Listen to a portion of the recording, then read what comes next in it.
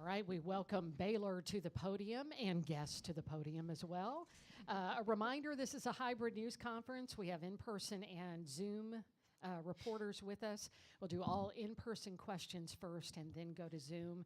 If you're joining us by Zoom, we ask you that you use the raise your hand function, and so we know you have a question and we can call on you. We appreciate that.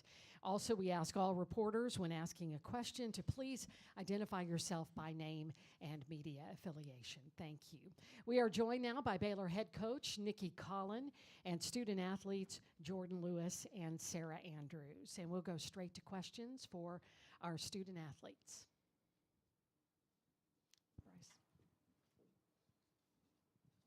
Bryce Cherry, Waco Trib. Jordan, when the game was kind of still sort of close, it seemed like you had a lot of aggressive plays where you were taking it to the basket hard or, chasing down loose balls or whatever. I mean, is that something Nikki's kind of drilled into your head to play with that sort of aggression?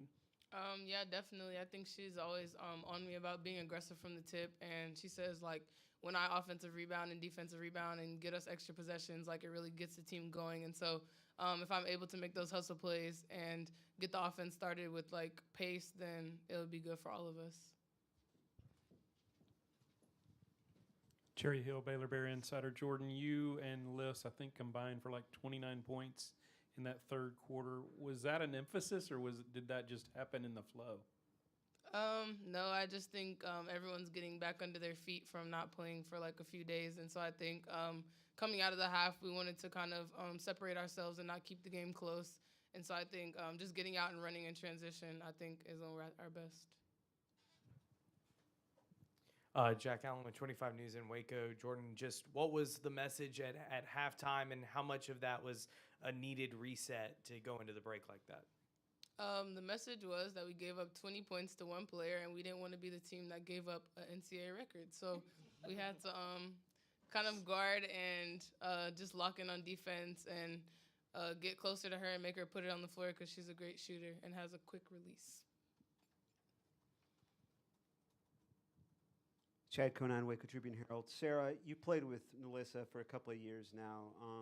The way she played in the third quarter, do you just kind of expect that hammer to come down at some point with her? Of course, I know, she's one of them players, you might not realize it, but you can look up at any given moment and she'll have 20.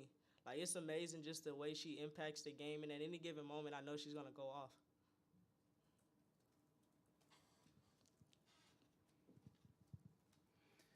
Jordan, correct me if I'm wrong, but if you guys win on Sunday, this will be your personal first trip to the Sweet 16, right? How much is that a motivating factor? I think it's a motivating factor, but I think it's one of the reasons I came here to play in a program like Baylor, because they're known for going to the Sweet 16 and known for competing at a high level. And so I think when you come here, you have to have that same competitive mindset and not settle for just what you think is okay. So.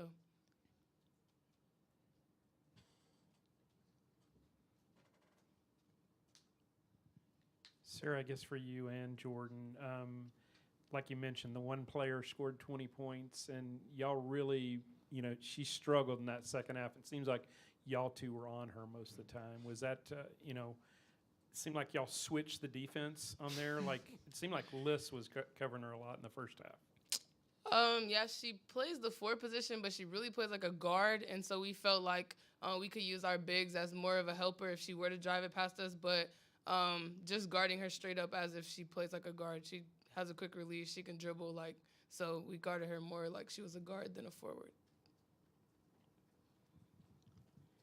Sarah, the crowd today seemed pretty live and pretty big crowd.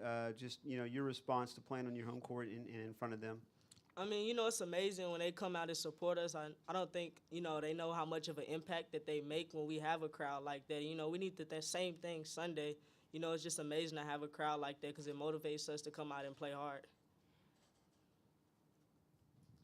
That's Sarah. Just how good was it to see the ball start going through the hoop a lot there in the second half, and how can you kind of take that and ride it forward?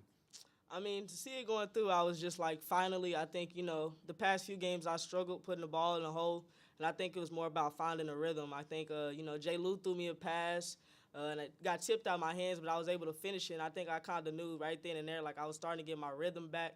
And, you know, Coach always kept telling me, shoot the ball. It'll go in sooner or later. So to finally see it go in tonight, you know, I just hope it keeps going in forward and just a rhythm game.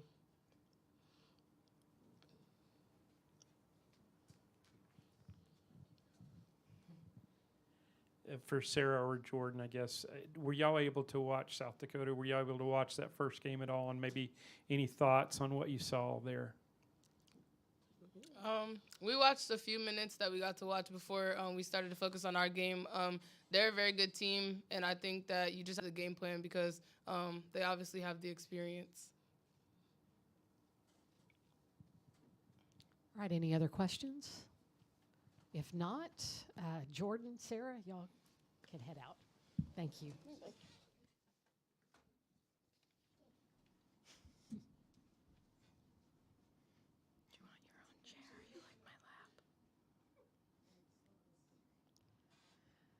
All right, we will take questions now for Coach Collen.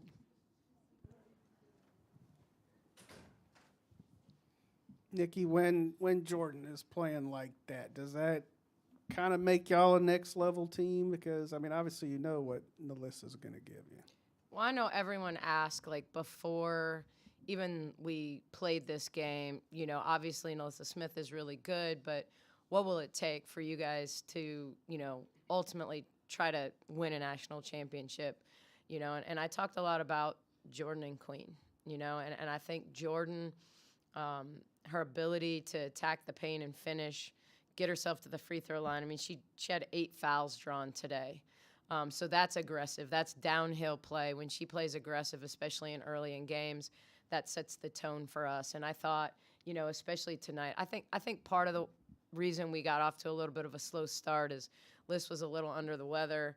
You know, didn't have a ton of energy, and then somehow kind of rallied in the second half. So definitely wanted to keep her minutes limited. And so, you know, Jordan has the ability to make threes. She's a kid who gets in the gym.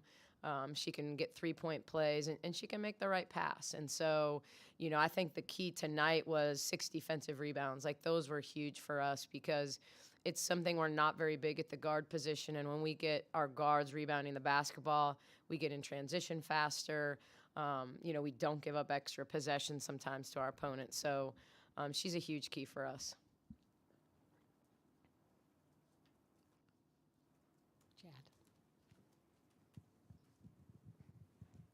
Chad Conan, Waco Trib. The way Atwell came out firing and hit a bunch of shots and kind of kept them close, was that you were expecting that, or you wanted something different to happen?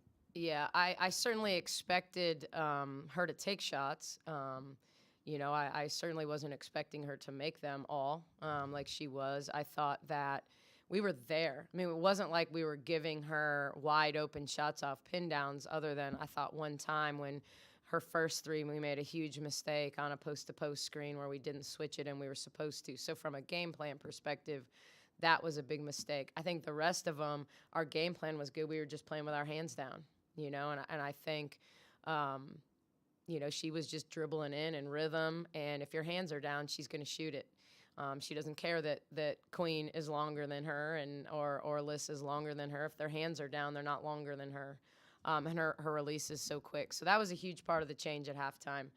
We figured if they would try to send her into the post against our littles, and we thought we could bring help, and if she was going to score, at least it was 2 by 2 by 2, because I thought they were in a rhythm. They had 2 points in the paint in the first half, you know, and so we felt like they were struggling to finish when they would get there, so we had to do a better job of funneling them to the paint, letting our shot blockers and you know, deter them at the rim, and give them one shot. And we gave up a few too many offensive rebounds. I mean, they were shooting so poorly in stretches that they were doing a good job of running down shots there for a while, but I mean, it all changed. By not giving her threes and making other people take shots in that third quarter, we got in transition.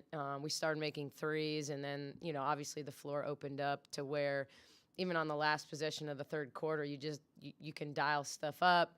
You execute it at a high level, you touch the paint, you kick it out, and Jamie hits a three. So you not only execute the action and the timing, but then you hit the shot. So, it's plays like that. Those are the plays you have to make in close games and in NCAA tournament play. Jerry.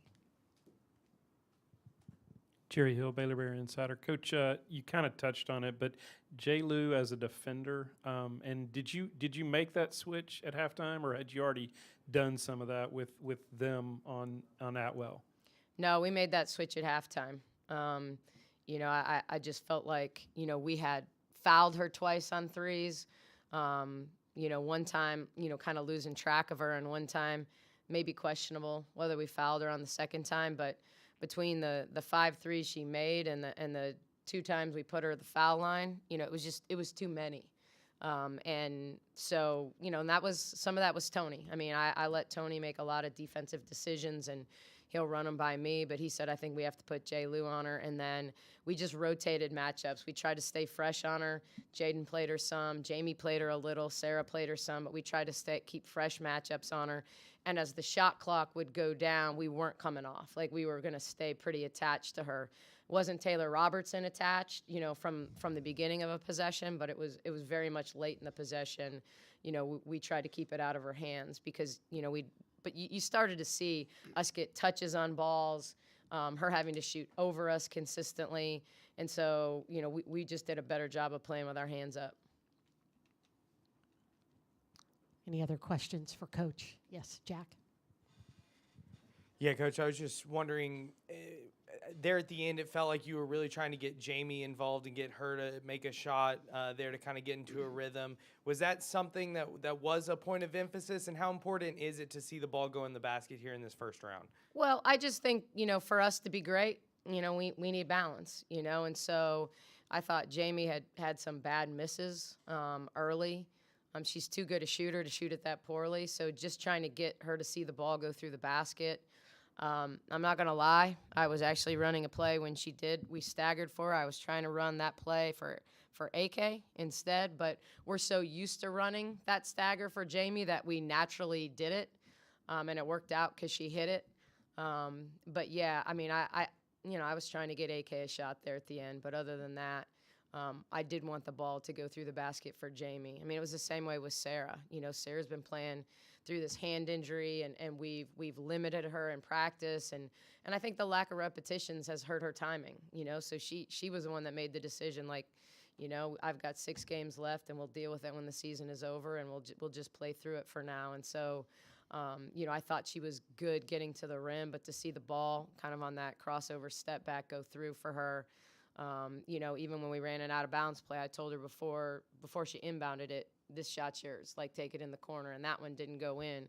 But Sarah knows I believe in her. So it was good to see her make a couple threes as well.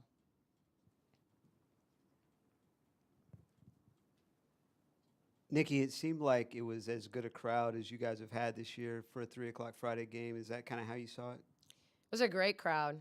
And I think sometimes you go from being in a tight game to all of a sudden blowing the game open, and you don't need them necessarily like you do in a 2-point game in the third quarter when you're trying to make a run. But we're certainly going to need them on Sunday. I hope they double in size between today and Sunday. I said it before, like, I know Iowa had a sellout, and I just challenge Waco and the community here to come out on Sunday. I had someone come up in the stands to me and tell me they'd flown all the way from Hawaii to watch Baylor, which was incredible to me. Like, that's next level commitment, because they weren't here to see anyone from Hawaii, but to cheer for Baylor. So extremely proud of that, but I think we've got to turn it up. South Dakota, I can remember I played in an NIT championship game, postseason NIT championship, when I was at FGCU at South Dakota, and they had a sellout for the WNIT championship. They travel well. They're loud.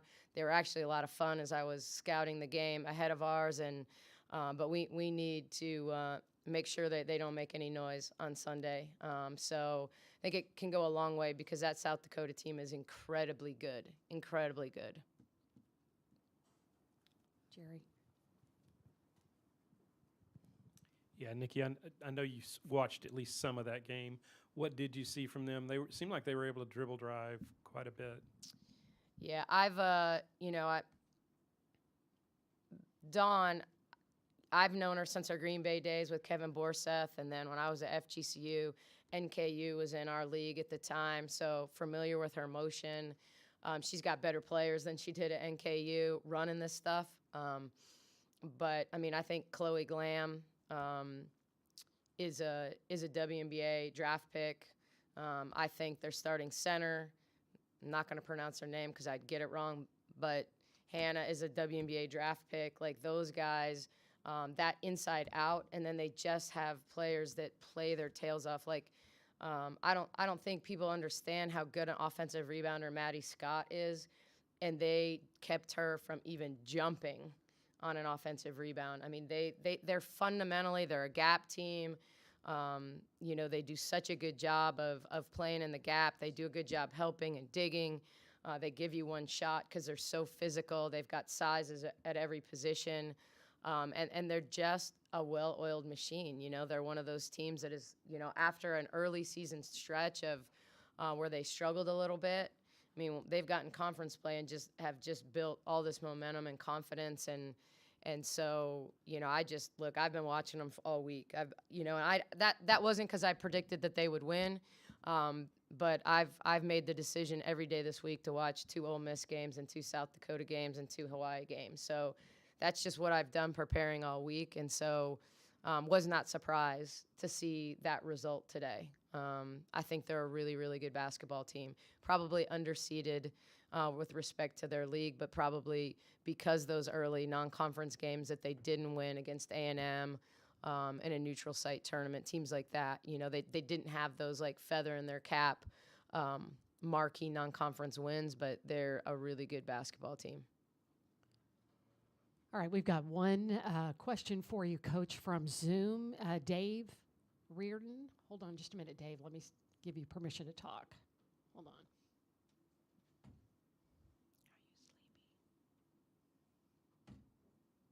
All right, I think we've lost you. Dave, are you there?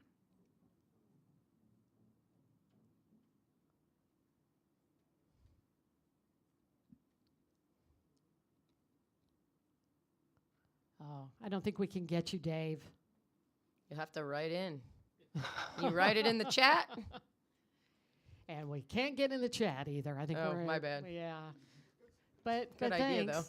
Yeah, we're not able to do that. I'm sorry, Dave. But that we'll let you go, Coach. Thank you very much. And good No luck questions on for Sunday. Beckham? Anybody got a question for Beckham? Oh, no, Mom says no. Yes, that's right. Are you sleepy? All right, thanks for joining us. A recording of this press conference will be